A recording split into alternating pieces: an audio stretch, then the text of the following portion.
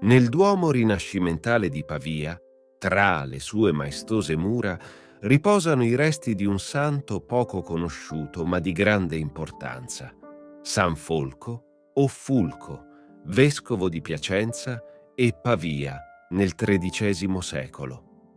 La sua vita e figura potrebbero sembrare meno interessanti rispetto ad altri santi noti come Agostino, Boezio ed Alessandro Sauli, ma nascondono un fascino tutto loro.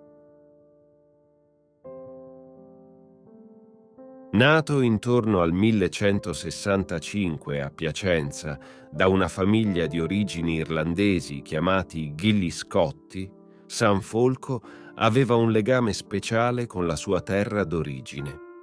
Gli Scotti, provenienti dall'Irlanda, erano emigrati in Italia portando con sé una fervente fede cristiana. San Folco, fin da giovane, dimostrò un'acutezza intellettuale e una vivacità d'ingegno che lo portarono a completare i suoi studi di teologia a Parigi, il centro intellettuale dell'Europa cristiana dell'epoca.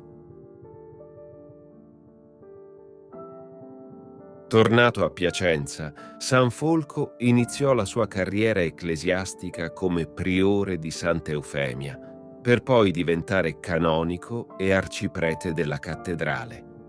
La sua abilità nel servizio religioso e la sua intelligenza valsero la nomina ad vescovo di Piacenza. La sua vita avrebbe preso una svolta ancora più significativa quando, 6 anni dopo, la sede vescovile di Pavia rimase vacante. San Folco venne designato come vescovo di questa città, diventando così un ponte tra le due città rivali. Piacenza e Pavia non erano solo separate geograficamente dal fiume, ma anche da una profonda ostilità.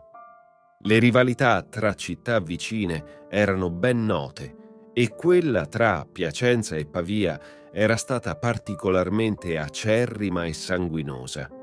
San Folco Scotti si erse come un grande pacificatore, lavorando instancabilmente per raggiungere la pace interna tra i cittadini divisi dalle fazioni politiche e soprattutto per promuovere una riconciliazione duratura tra le due città. La sua opera di pacificazione non si fermò alle questioni politiche, ma si estese anche alla sfera religiosa. San Folco si adoperò per rafforzare la fede cristiana nelle due città, guidando i fedeli verso una vita più autentica e piena di spiritualità. Purtroppo, la vita episcopale di San Folco è avvolta nel mistero e poco si sa su di essa.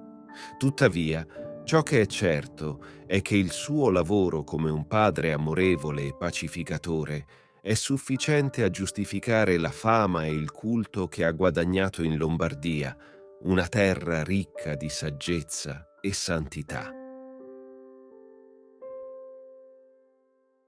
Così, nel Duomo rinascimentale di Pavia, tra le opere d'arte di Bramante e Amadeo, San Folco riposa come un testimone silenzioso ma potente della sua eredità di pace e riconciliazione.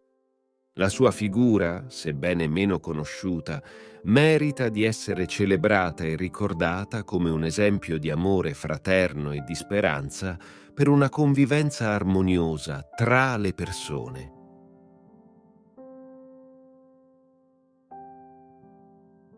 Preghiera a San Folco Scotti. O Dio, che hai dato al tuo popolo San Folco Scotti Vescovo, con il suo aiuto rendici forti e perseveranti nella fede, per collaborare assiduamente all'unità della Chiesa.